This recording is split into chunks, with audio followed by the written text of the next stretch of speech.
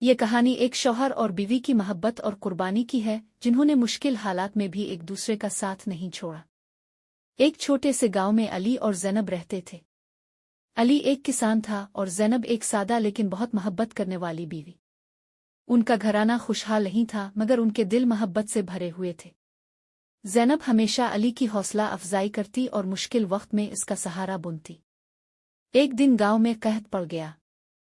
فصلیں برباد ہو گئیں اور علی کے لیے گھر کا خرچ چلانا مشکل ہو گیا۔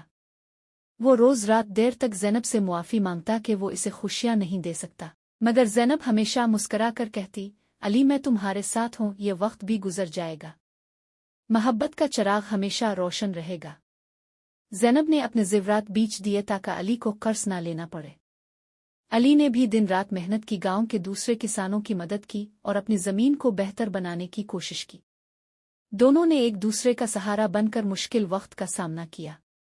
کئی مہینوں بعد علی کی محنت رنگ لائی اور اس کی زمین پر ایک اچھی فصل ہوئی۔